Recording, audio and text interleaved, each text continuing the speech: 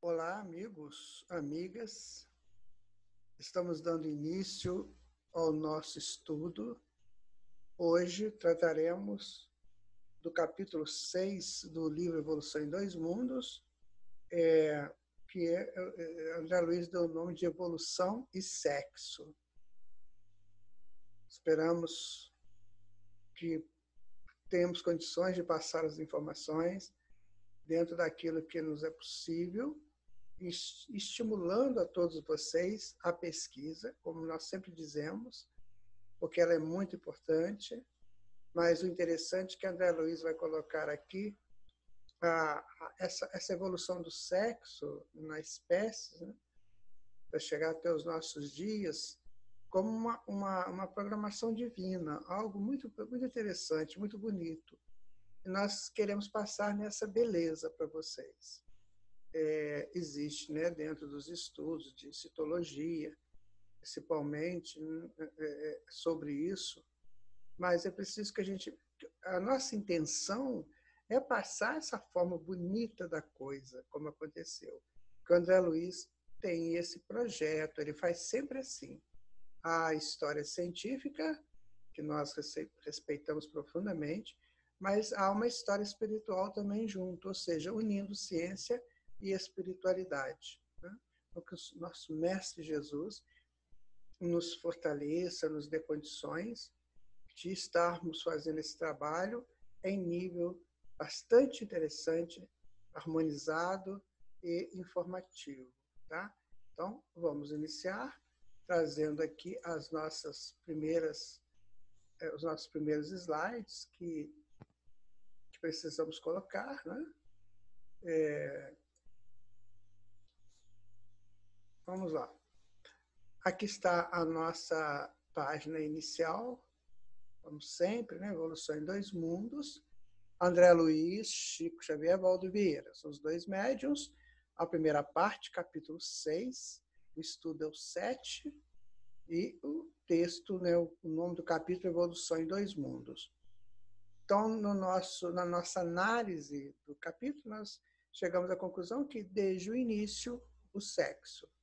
Estamos aí nessa luta para poder entender melhor e praticá-lo melhor ainda, que seja útil à nossa vida, que seja útil às nossas conquistas. Tá? Então, neste estudo, nós vamos ver esses tópicos aqui. Olha, aparecimento do sexo, a bactéria diferenciada, as algas verdes, muito importante nesse estudo, a questão das algas verdes, nós vamos ver mais na frente. Concentrações fluídico-magnético, muito interessante esse nome que o André Luiz dá a essa concentração fluídico-magnético. O que nós podemos tentar entender aí do que seja isso aí, porque nós conhecemos com outro nome, certo? E vocês vão ver mais na frente. Filtros do transformismo, ou seja, como que as coisas foram se transformando para chegar ao nível que nós temos hoje de sexualidade. As descendências, né, e seleção, e a genealogia do espírito. Então, são esses 7 tópicos que vamos estudar, né, a partir de agora, tá? Conto com você, conto com aqueles que podem também contribuir conosco. Bom, então, continuando aqui, aparecimento do sexo. Como que foi o surgimento do sexo?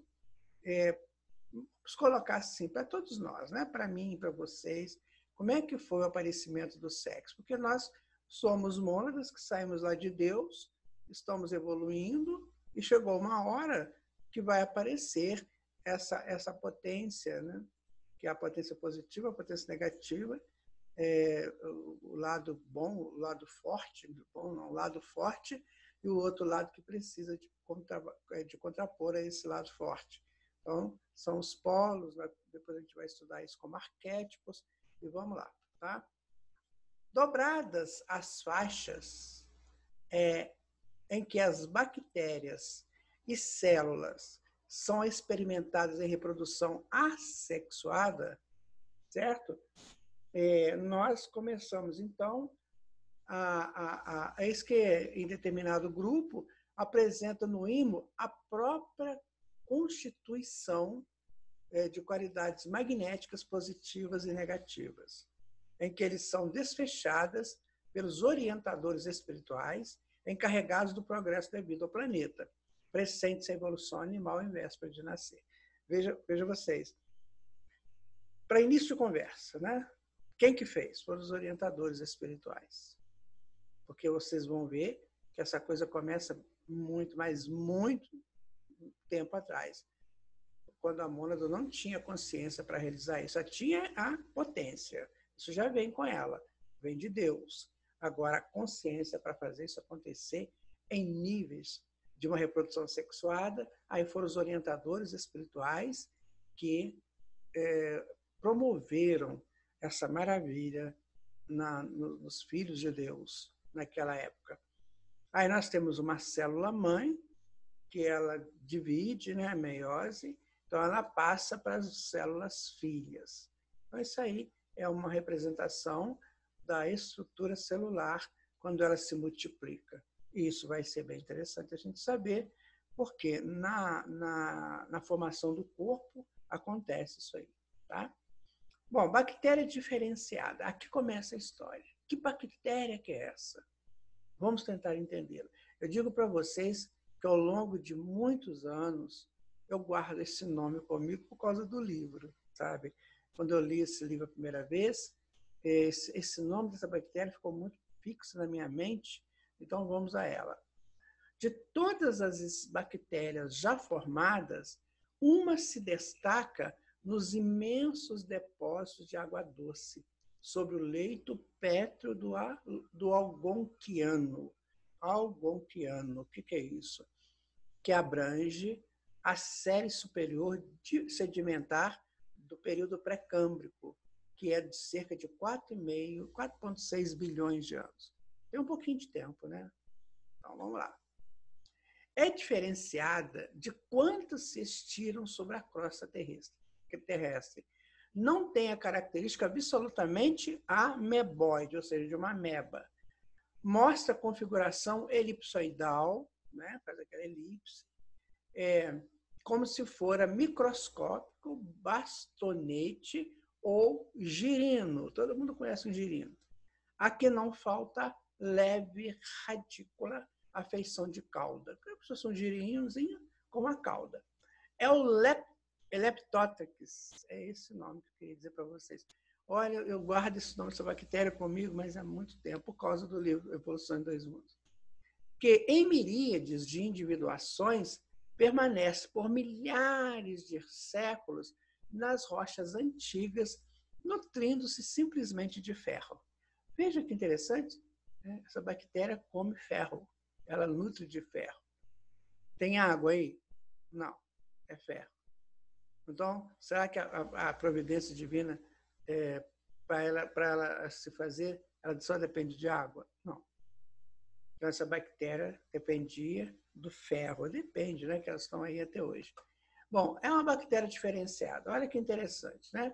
É um grupo de bactérias Leptococcus, destaca-se de todos os demais grupos, impressionante, nutre-se apenas de ferro, que a gente estava acabando de falar. Possui revestimento ferroso, que logo perde e vê-se coagido a nadar, como que o novo revestimento se formará. Aqui estão os Leptococcus, né? Parecem girinos, observem vocês, parecem girinos com uma pequena cauda, e eles vão deixar essa casca de ferro na qual elas se protegiam. Elas vão perder essa casca de ferro e vão ter que nadar. Vão ter que se virar a buscar um novo modo de vida, um novo habitat, certo? Então, elas vão buscar exatamente na água agora a sua maneira de viver, tá? Bom, continuando, a bactéria diferenciada é muito importante essa história aqui agora. Olha só, os instrutores espirituais valem-se da medida para impulsionar a transformação, ou seja, ela vai se transformar agora, perdendo os diminutos envoltórios metálicos que ela pegou lá no ferro, e constrangidas a edificar abrigos idênticos que eles atendam à necessidade de proteção. Essas bactérias, que exprimem figura importante de junção no trabalho evolutivo da natureza, são compelidos ao movimento. Por que elas são importantes? Porque elas é que vão levar à atividade sexuada. Vamos ver na frente. Então, começa com essa bactéria, vai guardando aí. Essa bactéria que vivia no ferro, ela perde, então, essa vivência de ferro, perde a carapaça do ferro e vai ter que nadar, certo? Então, elas são compelidas ao movimento em que não apenas se atraem umas às outras nos prelúdios iniciais da reprodução sexuada. Prelúdio ainda. Elas estão nadando, então vamos lá, vem cá você, que você é bonitinha, você também é lindo, e as coisas vão acontecer. Ainda sem a sexualidade aí. Mas em que conhecem, por acidente, a morte em massa, da qual ressurge nos mesmos tratos de vida em que se encontram. Quer dizer, naquilo de morrer, nascer, elas vão criando formas, vão criando forças e para chegarem ao caminho que elas precisam fazer. Tá? Então, sob a criteriosa atenção dos condutores da Terra. Veja que o trabalho é feito por eles.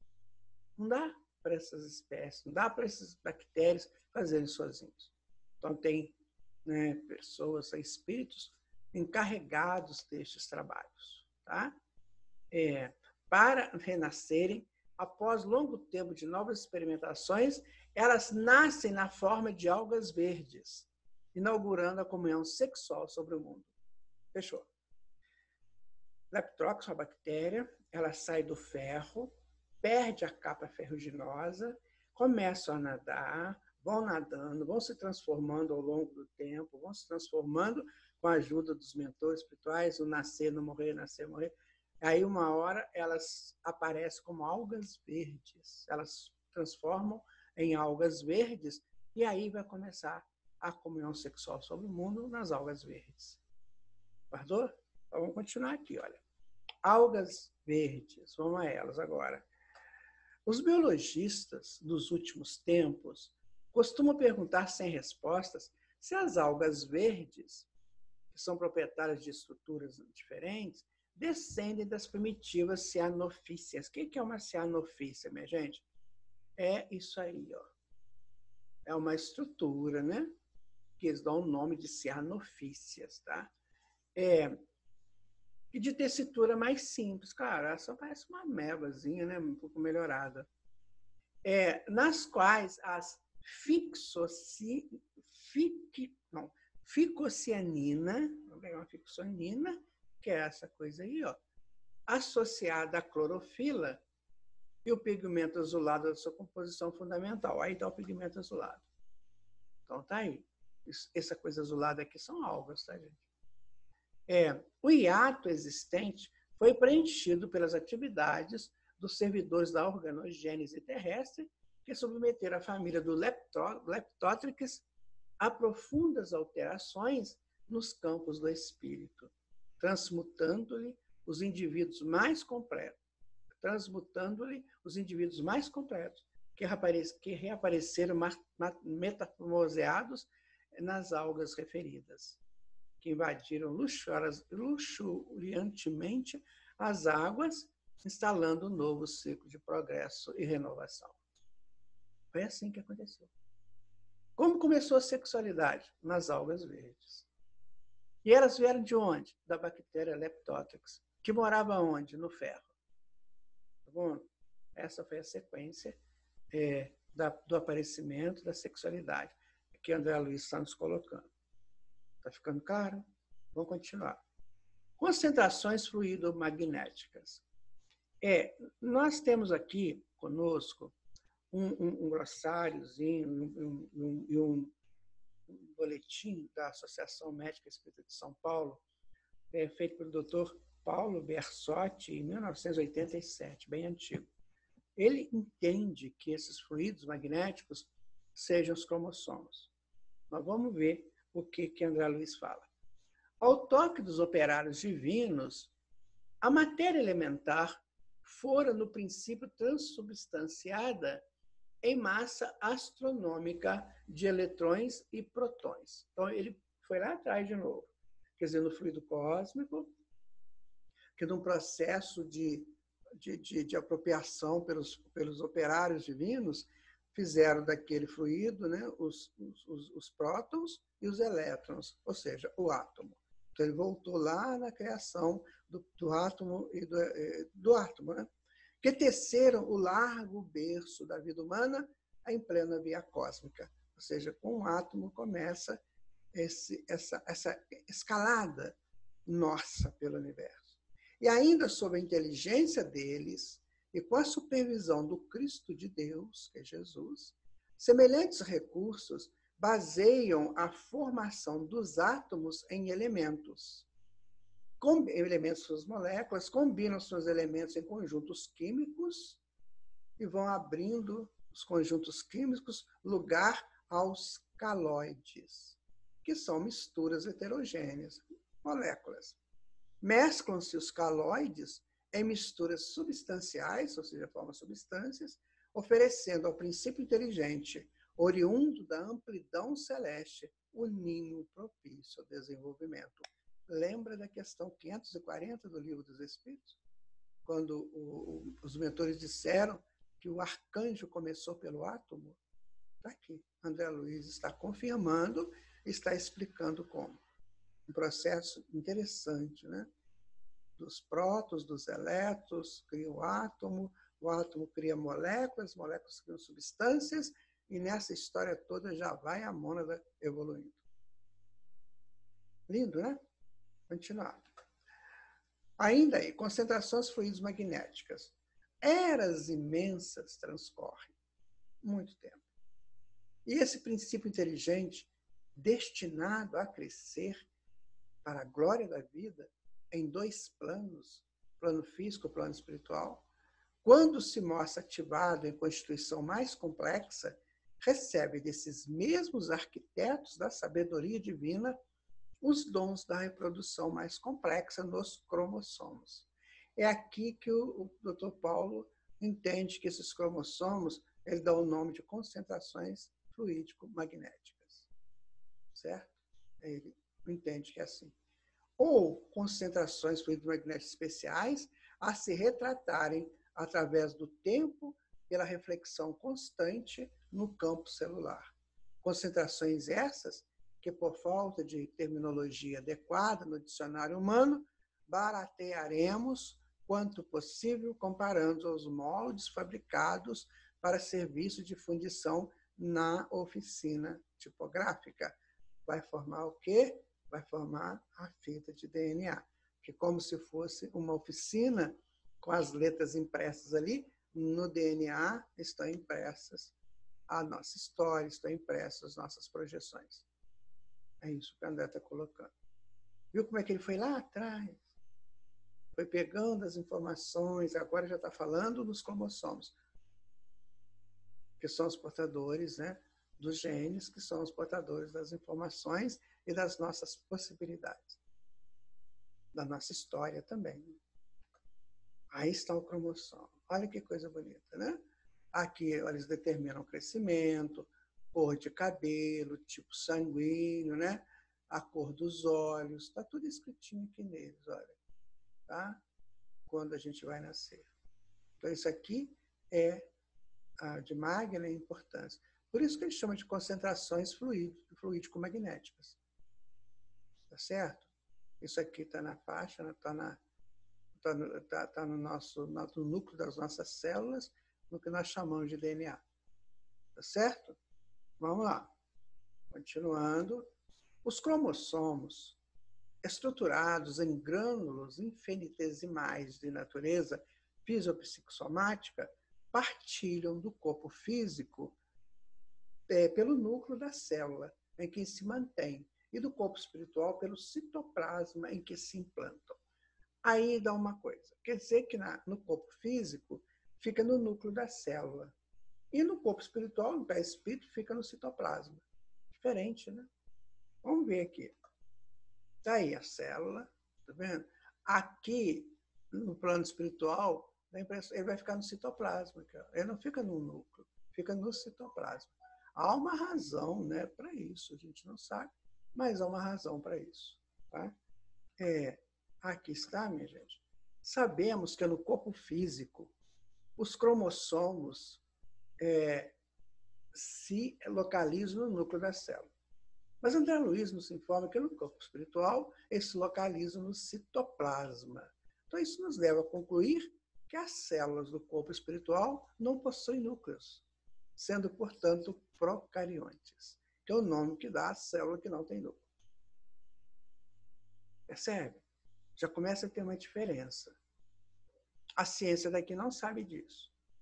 Eles não chegam a esse nível de conhecimento, porque eles não estudam a espiritualidade. Mas quando eles chegam lá no mundo espiritual, eles devem falar, olha que interessante, não sabia disso. Aí nós já estamos sabendo que lá no mundo espiritual as células são procariontes, que não tem núcleo. Tá? Muito bem, isso é apenas uma reflexão que a gente colocou aqui, um adendo para nós irmos entendendo essa reprodução. Né? Bom, continuando. E como acontece aos moldes tipográficos, que são formados de linhas para que se lhe expresse o sentido, também eles são constituídos pelos elementos chamados genes dos cromossomos, né? O que lhes dá, tanto quanto ocorre ao alfabeto humano, a característica de imortalidade nas células, que se renovam, transmitindo às sucessoras as suas particulares disposições. A célula vai morrer? Vai. Então, ela passa para a sucessora a informação do DNA, a informação que está lá dentro dos seus cromossomos, né, através dos genes. Isso aí. É sábio demais, né? É muito sábio. Mas temos que entender, minha gente, que de uma razão ou de outra, mesmo lá no início, o princípio inteligente, o princípio espiritual, a centelha, ela está comandando de alguma maneira. Lá mais anteriormente, muito com a ajuda dos instrutores espirituais, dos orientadores. E hoje, com a nossa presença, mas também com a presença dos orientadores, que a gente costuma desorientar tudo, sabe? Mas os orientadores estão aí nos ajudando, tá? Aí, veja bem, a que a gente colocou aqui foi uma linha tipográfica, né? Que está constando aqui os tipos que vão fazer o símbolo, criar o símbolo de uma frase. Aqui não é uma frase que a gente lê, porque não é do nosso alfabeto, mas, da nossa língua, mas será que pode ser que tenha uma língua aí que lê isso aí. Mas o que a gente está tentando mostrar é isso, que o DNA também é assim, ele vai pelos genes que vão fazendo essa leitura que é decodificado pela própria célula que realiza o seu trabalho. Mas isso foi conquistado, como ele disse, ao longo de milênios. Né? Aí tá vendo? Então, a comparação. Aqui está os cromossomos, aqui está o DNA, né? E ela está contando essa história aqui. Olha, o Guaraci vai nascer, ele vai ter altura tal, vai ter os olhos da cor tal, está tudo anotadinho aqui. Ó. Então, as células transmitem isso e o corpo se forma a partir dessas informações. Mas nós podemos mudar, tá, gente? Existe uma coisa chamada epigenética, que a gente pode mudar isso aqui, ou para melhor ou para pior. Tá? Então, está aqui. Essa informação, essa estrutura, começou aonde? Lá nas algas. Começa lá da bactéria, Leptotrochis, e passa para a alga, aí começa a formar isso aqui. Então, quando você pegar uma alga e agora que você vê que ela está começando a dar a possibilidade à centelha de ter reprodução sexuada. Bom, com o tempo, diferenciam-se os cromossomos nas províncias da evolução. Na evolução vai melhorando. Segundo as espécies, como variam as criações do pensamento impresso de acordo com os moldes tipográficos na esfera da cultura. Eu monto, hoje praticamente não é bem, mas com esses moldes, hoje já se faz de uma outra maneira, mas ainda tem gráfica que faz. Então ela escreve uma frase, ela coloca uma frase, e essas frases vão mudando, porque eu estava falando, por exemplo, de um assunto de 1930. Então, era uma frase, né? Hoje é diferente. Quer dizer o seguinte, que à medida que vai passando o processo de evolução, assim como nas faixas tipográficas, que você vai mudando as linhas para as novas informações, assim também com os genes, assim também nos cromossomos. Certo? Os elementos germinativos são minuciosamente analisados e testados nas plantas até que sofram transformações essenciais na química das algas verdes, de cuja compreensão caminham no rumo dos mais amplos desdobramentos. Bom, chegou na alga verde, começa a produção, a reprodução sexuada, tá? Que vão encontrando os gametas, né? Gametas masculino e feminino. Aí é lindo isso aqui, tá vendo, gente? Olha, eu vou indo e vou fluindo, evoluindo num voo lindo. Não dá a impressão de evolução? Muito sensacional isso aqui. Encontrei, né, nas pesquisas. Olha só, eu vou indo, eu vou fluindo, evoluindo num voo lindo. É o que nós estamos fazendo. Gradativamente. A cada frase, eu acrescento um novo sentido. Eu vou indo, é um sentido. Eu vou fluindo, outro sentido. Evoluindo, outro sentido. Não vou lindo, outro sentido. Ou seja, a gente vai transformando na medida que a gente vai crescendo. Tá? Bom, continuando. Filtros do transformismo. É bem interessante esse estudo. Olha, o princípio inteligente é experimentado de modos múltiplos no laboratório da natureza. Olha que lindo. O princípio inteligente, quer dizer, a mônada, o que eu sou, o que você é, nós fomos experimentando a evolução no laboratório da natureza. Por isso que nós precisamos da natureza preservada. Não mais porque aí o ecologista lá mandou a gente preservar. Não, não é mais isso. Acabou essa história. Agora eu vou preservar a natureza porque ela foi meu ninho, ela foi minha casa de nascimento. Por isso que a gente sente necessidade de estar na natureza, né? De estar. Aliás, nós evoluímos, o homem ele começa a evoluir, depois que ele chega no primitivo, ele começa a evoluir dialogando com a natureza. Porque ele estava lá, aí tinha um som, que ele ouvia aquele som.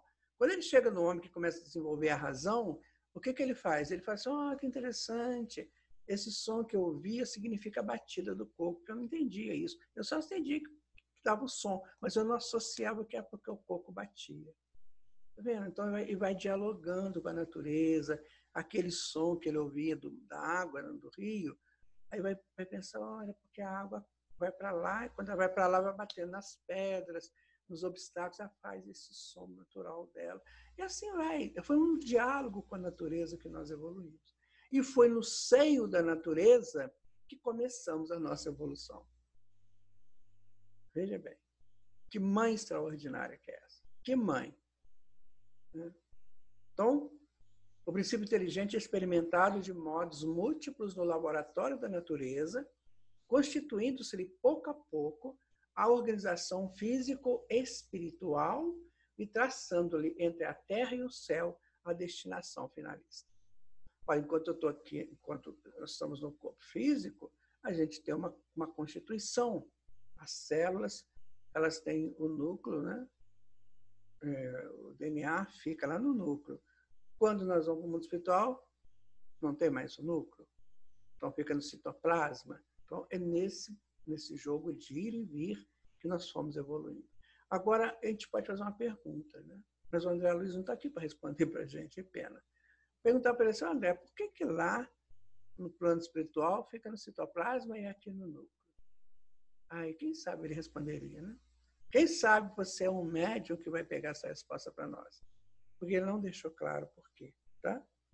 Continuando aqui, ó. Com o amparo dos trabalhadores divinos, fixa em si mesmo os selos vivos da reprodutividade que se define e aperfeiçoa no regaço dos milênios. Isso não é de uma hora para outra, isso demora, mas chega lá. E os amigos espirituais trabalhando. Deve ter espírito aí que trabalha com isso desde quando a Terra foi formada, né? Eu sou o chefe desse povo aí. Que espírito extraordinário que não é esse? Estou fazendo um estágio aqui na Terra de 4 bilhões e meio de anos, que representa, assim, sei lá, quem sabe uns 15 segundos na eternidade, não sei. Mas não é chique, não é lindo, não é tudo conclusivo, não é tudo uma apropriação de informações, não é tudo uma sequência lógica.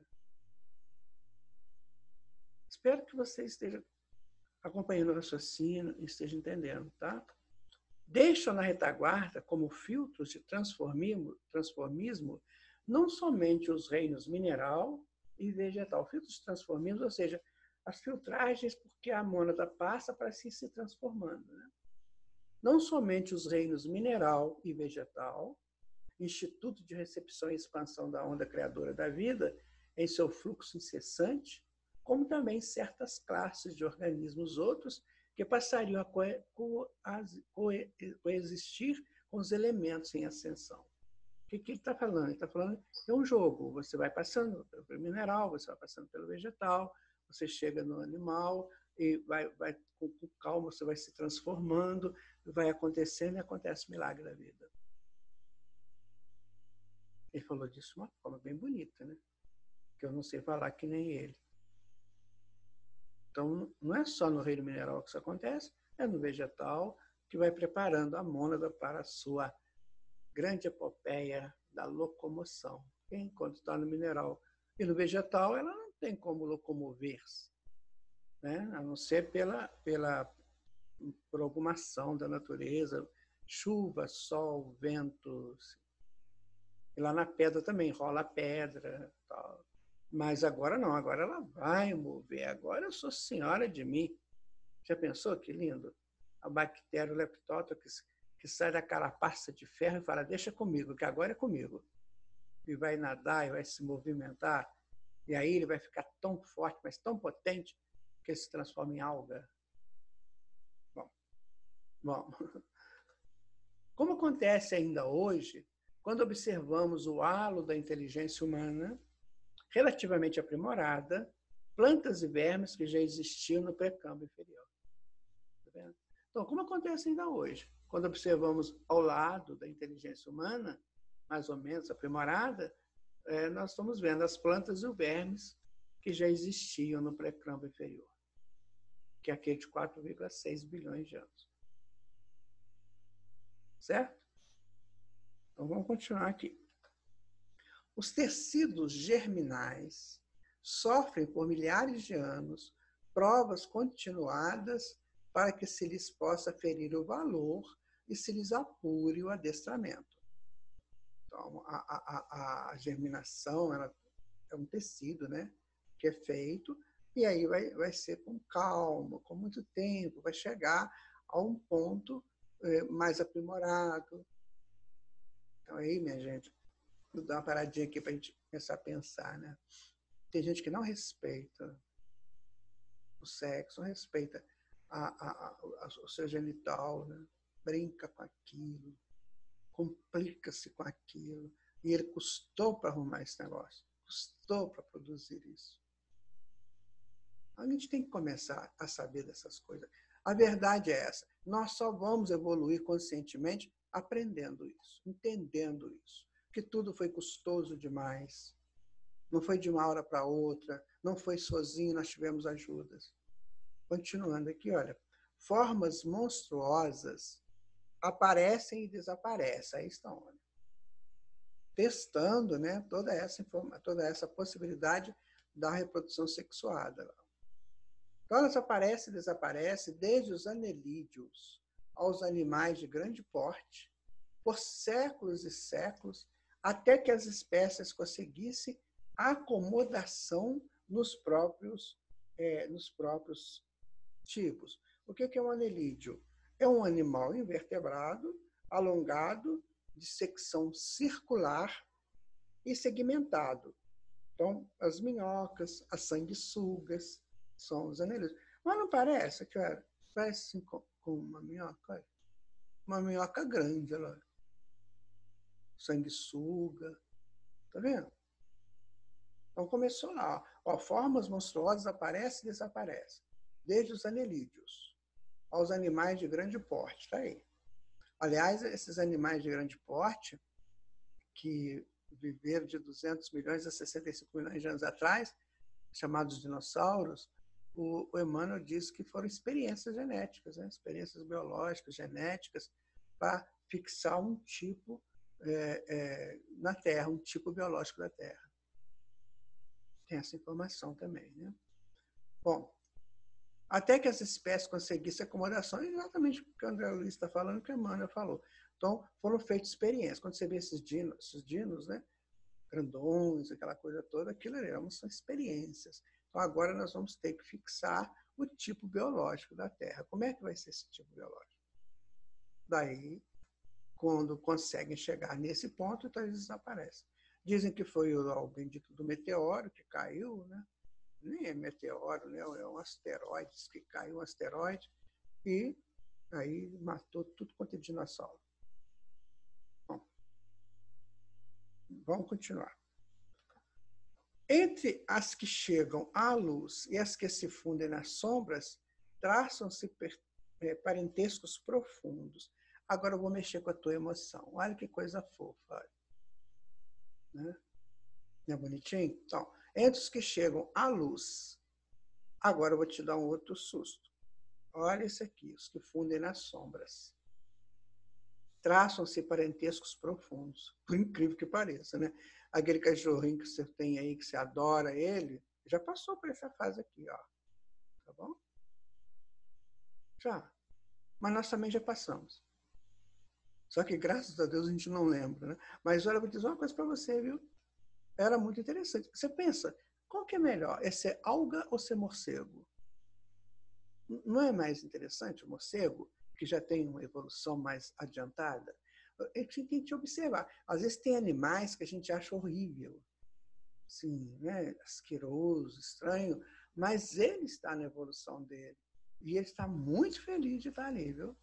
Você que não gosta dele, mas ele ama estar ali.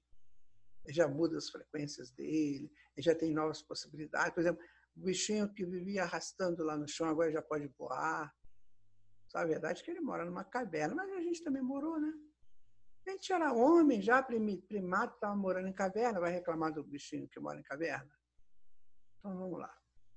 Os cromossomos permanecem morredouros através dos centros genésicos de todos os seres, encarnados e desencarnados. Então a gente vai desencarnar continuando com os nossos cromossomos no centro genésico, tá? Plasmando alicerces preciosos aos estudos filogenéticos do futuro. Sabe o que é isso? Eu já vivi essa experiência. Uma vez eu estava assistindo um documentário e lá no documentário eles foram fazendo uma simulação, não uma experiência científica, mas uma ficção. Eles foram entrando no DNA de uma pessoa e foram até chegar na galinha. E ele fazia igual uma galinha, sabe? Assim. Então, o que André Luiz fala, estudos filogenéticos do futuro, quando a gente vai conhecer todo o processo, que nós passamos por ele. É como se a gente chegasse na fazenda, aí a gente fala assim, agora vamos voltar nesse estado para a gente ver todo o caminho que eu passei para chegar na fazenda. Mais ou menos isso, né? A descendência e seleção. Está ficando claro para vocês que essa reprodução sexual demorou a acontecer, a fixar em nós. Não foi fácil. Foi tudo uma construção lenta. Os tecidos dos genitais foram uma construção muito lenta. Não aconteceu de uma hora para outra. Nós fomos exercitando isso à medida que a gente ia para o mundo espiritual, voltava, ia. Os orientadores iam promovendo novas possibilidades, novas formas, até chegar a um processo mais avançado, né? É justo lembrar, no entanto, que os trabalhos gradativos da descendência e da seleção que encontrariam em Lamarck, está o nosso amigo Lamarck aqui, olha, e o nosso amigo Darwin, né? Expositores dos mais valiosos, eles operavam-se em dois planos. Então, é justo lembrar, no entanto, que os trabalhos gradativos da descendência e da seleção que encontrariam em Lamarck e Darwin, os expositores dos mais valiosos, eles operavam em dois planos. Só que eles não sabiam, sabe? Então, eles sabiam da seleção, descendência e seleção, mas eles não sabiam que operava nos dois planos. Mas é claro, também eles não tinham que falar isso naquela época. O Darwin foi quase linchado. Eu me lembro de uma história da vida do Darwin, que ele foi fazer uma exposição lá numa academia, lá parece que a Royal Science, né, de Londres. Ele foi fazer uma exposição lá. Nossa, eles quase lincharam ele. Ele desistiu. Até que o Lamarck escreveu uma carta para ele: olha, o trabalho é teu. Se você não fizer, eu vou pegar. Eu vou botar meu nome nisso. Então, se no século XIX eles não acreditavam nem na seleção natural, e vai falar que a seleção aconteceu no plano físico e espiritual, aí que eles matavam ele direto. Hoje, se você chega hoje numa faculdade, uma faculdade aí que estuda genética, fala isso para você ver. Eles vão rir de você. Porque o homem ainda não chegou nesse nível de aliar a espiritualidade com Deus, com o plano espiritual. Não chegou nesse nível ainda. Ele foge disso. Ele foge dessa informação, ele tem medo disso. Tem espírito que morre de medo de falar isso lá. Vamos continuar aqui. Ó. As crisálidas de consciência, ou seja, a centelha, né, dos reinos inferiores, mergulhadas em campo vibratório diferente pelo fenômeno da morte, quando elas desencarnavam, né, justapunham-se às células renascentes que continuavam a servir. Ou seja, havia um conjunto, né? Eu desencarno e quando eu reencarno, eu me justaponho a nova possibilidade, colhendo elementos de transmutação para a volta à esfera física pela reencarnação compulsória, né? Olha, reencarnação de bicho, coisa interessante, né? Sob a orientação das inteligências sublimes que nos sustentam a romagem. Isso é um trabalho de laboratório, né? Um trabalho lindo. Que essas espécies vão crescendo. Você tem vontade de fazer isso? De aprender isso lá com os mentores, quando você desencarnar? Né? De ajudar essas espécies a evoluir? Deve ser fantástico, né? Mas eu vou te falar uma coisa. Para fazer um negócio desse tem que ser para valer, né? Eu penso assim, quando eu pego um trabalho é para valer, ou então eu não pego. Então você chega lá e fala assim, bom, você quer fazer esse estudo aqui conosco? Quer. Aí você pode esperar aí em torno de uns 4 bilhões de anos. Né? Você vai ter que ir para um outro planeta também, para fazer estágios lá, para ajudar, enfim. Ô, gente, o que nós vamos fazer daqui para frente, meu Deus, vai ser muita coisa. Vai ser muita coisa. Até chegar a Cristo. Por isso que Jesus dirige tudo, porque sabe tudo isso. Né? Já participou de tudo isso. Circunstância esta que nos compele a considerar que o transformismo das espécies, como também a constituição de espécies novas, em se ajustando a funções fisiológicas, expansão e herança, baseiam-se no mecanismo e na química do núcleo e do citoplasma, em que as energias fisiopsicossomáticas se reúnem. Eu penso, quando eu leio esse texto, eu penso o seguinte: então você vai, a mônada vai numa espécie, por exemplo, ela vai, vamos colocar aí besouro, vamos colocar besouro, tá? E aí ele tem que evoluir. Só que o que seria essa evolução? Para onde que ele ia agora? Ele está no besouro. E para onde que ele vai? Vai para o tatu, que tem uma capa dura? Mas não é. Então, costuma, né, ser feita criada uma nova espécie para ele dar sequência. E muitas vezes essas espécies já estão em extinção, que a gente nem ficou sabendo. Está vendo? A gente tem que tomar muito cuidado quando a gente dá opinião, sabe? Quando a gente começa a falar que isso é aquilo, a gente tem que ter essas informações também, para a gente poder ser mais soberano na nossa fala.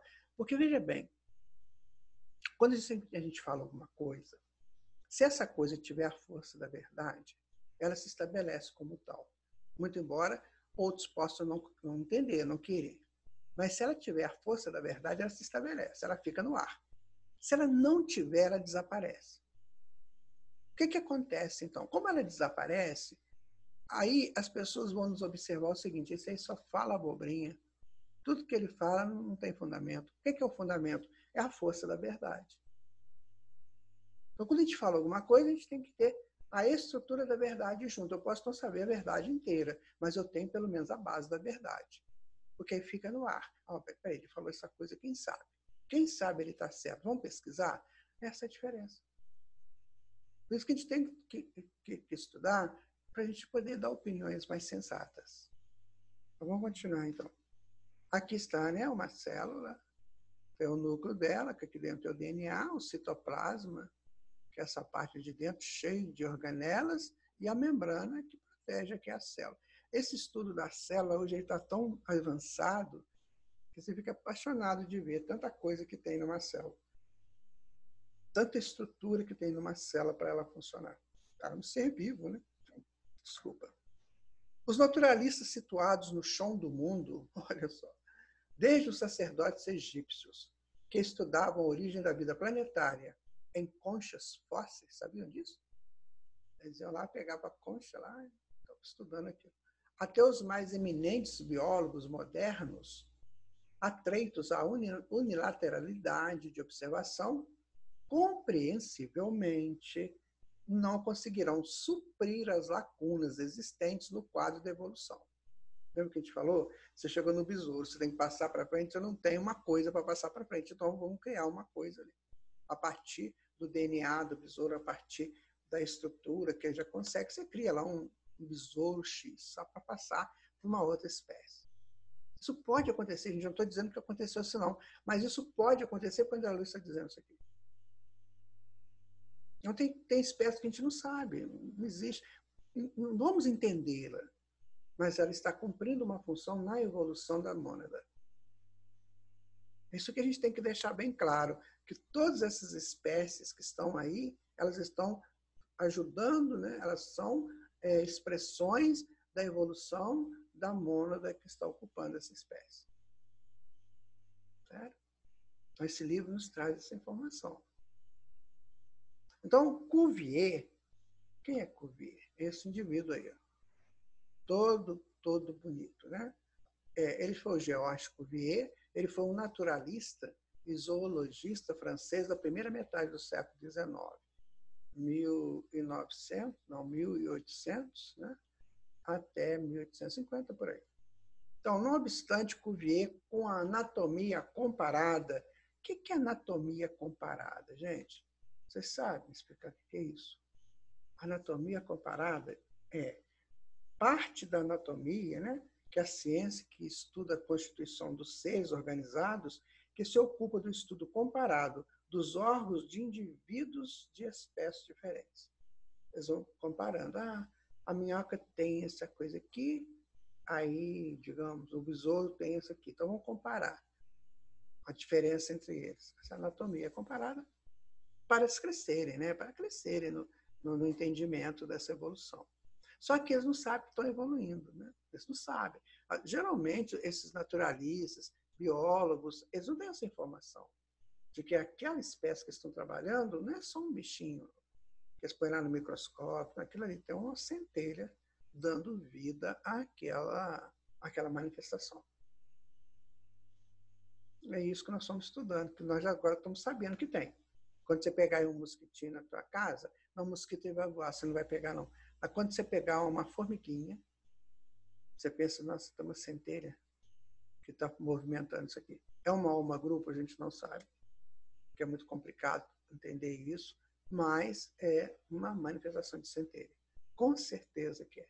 Por isso que ela faz o trabalho lindo que faz. Então, a anatomia comparada, né? Vamos voltar aqui, olha, né? Compreensivelmente não conseguirão suprir as lacunas existentes no quadro da evolução, não obstante Cuvier, com a anatomia comparada, tenha traçado forma básica à sistemática da paleontologia, né? Então, com base nos estudos de anatomia comparada, os cientistas percebem que muitos animais compartilham estruturas semelhantes. Claro que sim, claro. Por quê? Porque é a evolução. Eu estou indo de espécie para espécie. Eu estou trazendo da espécie passada os recursos que eu adquiri lá para aumentar agora. Então, a anatomia comparada, ela prova a evolução das espécies, ela prova isso. Certo? O Darwin disse que a seleção se faz para aquele que melhor se adapta ao ambiente, né? E a anatomia comparada, ela fala isso aí. Ela fala, quanto mais a gente compara, mais a gente vê que os homens têm estruturas muito semelhantes. Olha que legal, né? Muito legal. E a paleontologia é a ciência que estuda as formas de vida existentes em períodos geológicos passados. Né? Então, a paleontologia vai pegar fósseis e vai estudar essas formas de vidas passadas. Ô, minha gente, a gente vê tanta gente ruim, né?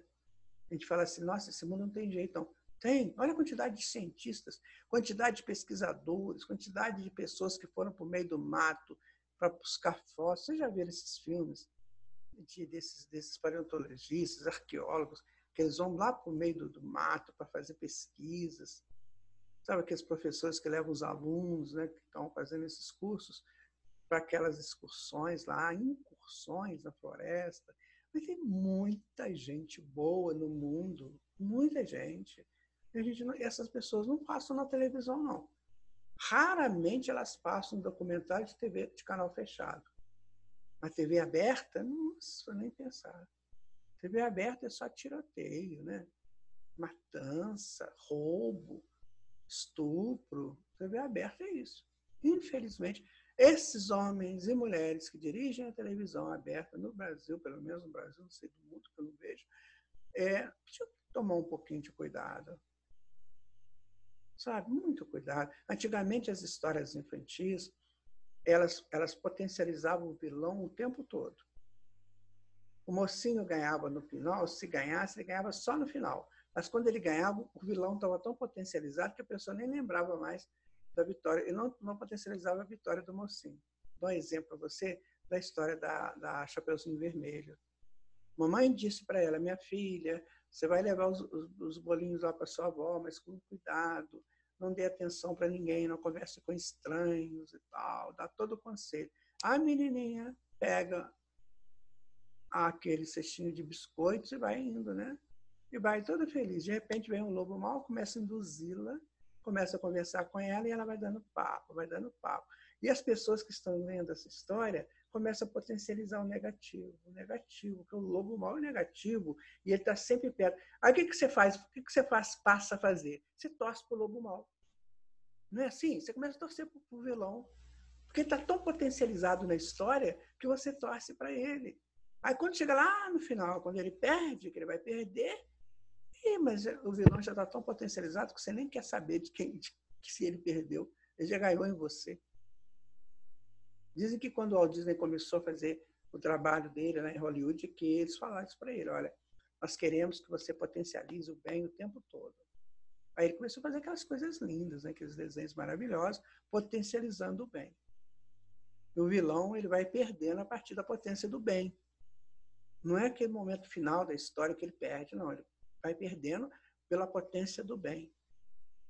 É isso que aconteceu com a humanidade, minha gente. A potência do bem está aí. Mas tem gente que só potencializa o mal. Meu Deus do céu, essas pessoas para fazer isso aí, para descobrir essas coisas, olha, a gente tem que bater palma para eles. São anônimos, ninguém sabe nem o nome deles. Apareçam aí, Cuvier, Darwin, Lamarck, mas isso aí são o 2, 3, 4 numa multidão. Então, a partir daí, a gente vai começar a acreditar na humanidade, porque a humanidade é boa. O que não é bom são as expressões que o homem cria em torno da história da humanidade. Aí é ruim, porque potencializa sempre o mal. O espírito que está equivocado, o espírito que é um indigente, o espírito que tem problemas mentais, isso eles potencializam. Vamos fazer diferente, né? Vamos potencializar o bem, você vai ver como é que tudo muda.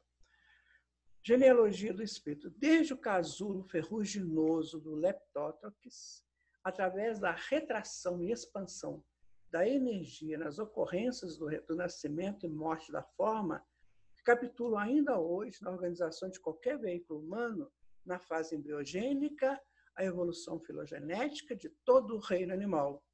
Ou seja, a coisa continua. Continua, tem bactéria, está cheio de bactéria para todo lado. Elas estão evoluindo também. Elas vão ficar eternamente bactéria. Agora, como elas ficaram milhares de anos, a bactéria, provavelmente, elas não vão ficar milhares de anos também. Essas atuais. Né? mas a gente não sabe o tempo delas. A evolução filogenética mostra isso, né? Quer dizer, filogenética é a história, né, do caminho percorrido pelo ser. Demonstrando que, além da ciência que estuda a gênese das formas, há também a genealogia do espírito, porque os cientistas estudam o crescimento da forma, a mudança da forma, né? Mas ele não estuda a mudança do espírito. É isso que o André Luiz está colocando. Coloca para você a informação de que ali está mudando o espírito também. Tá? Então, com a supervisão celeste, o princípio inteligente, olha que informação, minha gente. Nossa, eu já fiz umas peripécias com essas informações aqui. Olha, com a supervisão celeste, o princípio inteligente gastou, desde o vírus e a bactéria, das primeiras horas do protoplasma na Terra, mais ou menos 15 milhões de anos, né, de séculos, a fim de que pudesse, como ser pensante, embora em fase embrionária da razão, lançar suas primeiras emissões de pensamento contínuo no espaço cósmico, ou seja, no homem da caverna. Aqui tem uma sequência bem legal. Olha. Aqui nós temos os milhões de séculos. Tá? 15, quanto que ele coloca? 15 milhões de séculos. Né? Aqui nós temos o Leptótex, né? Que passou por esse tempo para chegar no homem da caverna, no homem primitivo. Então, foi todo um caminho feito. Tá? Foi todo um caminho realizado. Eu vou ver aqui, porque eu estou achando que essa informação ela não está correta, mas deixa eu só checar aqui. Ó. Não está assim. Porque quando eu li 500 milhões de séculos, é 1,5 bilhão de anos, 1,5 bilhão de séculos, então 500 milhões de séculos. É mais ou menos isso. Eu vou checar, tá? Desculpe se eu errei. Eu não estou conseguindo essa informação. Mas olha só. Nós vamos checar isso aqui, tá? São 15 milhões de séculos ou 500 milhões de séculos. Eu penso que é 500 milhões de séculos. Mas olha aí no seu livro e verifica para nós, por favor. Que é no capítulo 6. Né? No capítulo 6, está falando da genealogia do espírito. Isso é importante a gente saber. Né? Genealogia, aqui o filtro de transformismo, a genealogia do espírito. Vamos ver aqui. Vamos ler como o Dr. Paulo colocou aqui, só para a gente tirar a nossa dúvida, porque isso pode acontecer, né? Mesmo valendo da paleontologia, os cientistas não conseguiram preencher as lacunas que existem no quadro da evolução. Contudo, as leis que regem a reprodução animal foram orientadas pelos instrutores divinos desde o início, isto é, desde o Leptótex. Mesmo diante dessas lacunas, é preciso que digamos, a bem da verdade, que a embriogênese mas é 15 milhões de séculos mesmo. Ele coloca aqui, ó, o princípio inteligente gastou, desde o vírus e as bactérias primitivas, mais ou menos 15 milhões de séculos. 15 milhões de séculos para chegar, né? Tá certo, a informação aqui está correta. Gente, vocês desculpem, mas eu prefiro fazer isso para deixar uma informação perfeita para você, tá? Então, olha só, ele gastou para sair daqui até aqui 15 milhões de séculos. É bem um tempinho razoável, né? Continuando, terminou o nosso estudo. Recapitulando o estudo 7, né?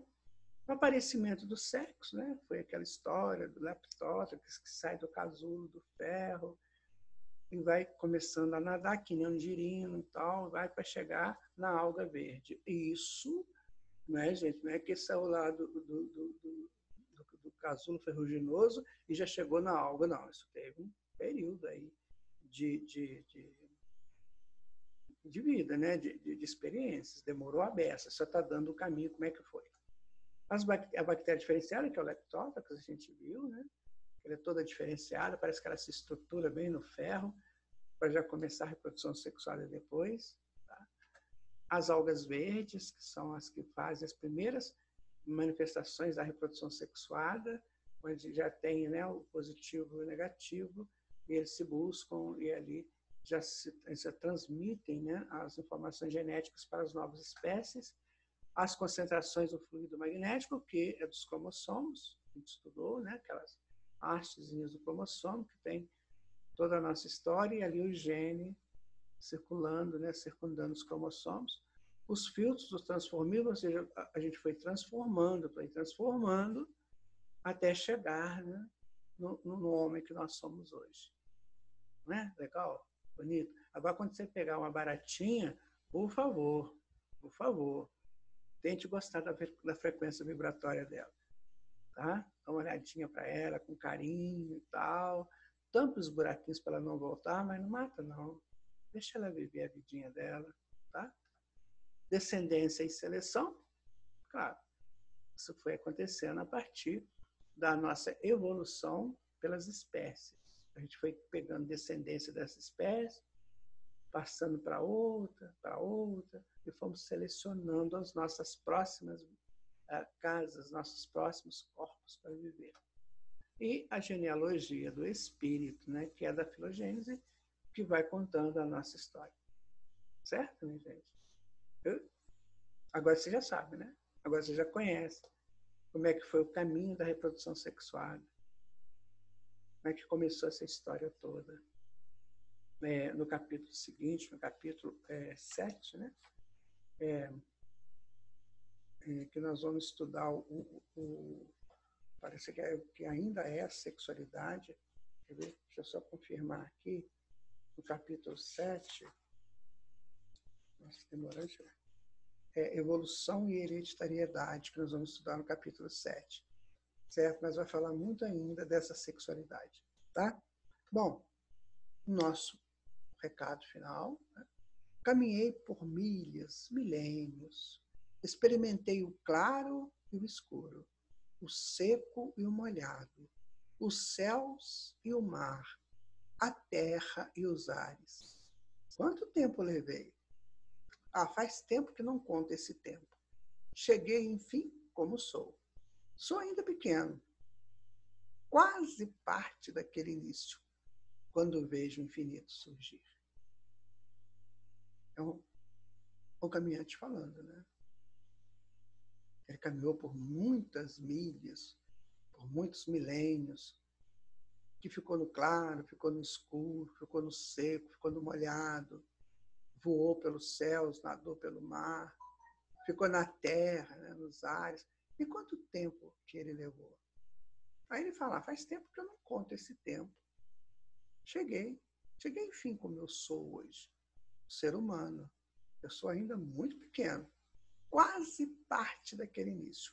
Ainda repito muitas coisas daquele início, quando vejo o infinito surgir. Essa é uma reflexão bem legal, né? Então, minha gente, chegamos ao final do nosso estudo, né? Do nosso estudo de número 7. Hoje tratamos da sexualidade, da reprodução sexuada, estudamos tudo isso. E é claro, né, que você vai continuar fazendo o seu estudo também. Agora a gente já tem uma ideia, como é que foi. Agora você já pode penetrar mais fundo no assunto, se é que você está com muito interesse de entender, né? Mas se você não tiver tanto interesse ou tempo para isso, então você já tem uma ideia. Quando você ouviu falar de uma bactéria, ouviu falar de uma alga, você vê, olha, foi ali que começou. O início da reprodução sexuada foi ali. Tá? Eu quero agradecer a Jesus por ter estado mais esse período com você, que está nos assistindo, que está acompanhando esse estudo. Você não sabe o bem que você me faz, a alegria que eu sinto, né? Quando alguém me dá um retorno, olha, acabei de assistir sua aula, ou seu estudo, isso me dá uma alegria muito grande, sabe por quê? Porque o que a gente vai levar daqui são esses momentos juntos, estudando, querendo crescer juntos para Deus. Muito obrigada a você que esteve conosco, que está conosco também, que já esteve nos outros estudos, se prepara para os que virão. Muito agradecido. Jesus te abençoe. Jesus te dê força, te dê muito equilíbrio espiritual para você vencer todas as dificuldades que porventura lhe surgirem. Entenda que você está em evolução, que assim como o Leptótrox teve que sair da carapaça de ferro que o protegia para nadar, para se transformar em alga, imagina o sacrifício que ele fez. E nós estamos fazendo coisas semelhantes. Que Jesus nos abençoe. Agradecemos a Ele de coração por esses momentos. E dizemos a vocês, olha, fiquem na paz do Senhor Jesus. No seu lar, na sua vida, na sua família. Muita paz. Até o nosso próximo encontro.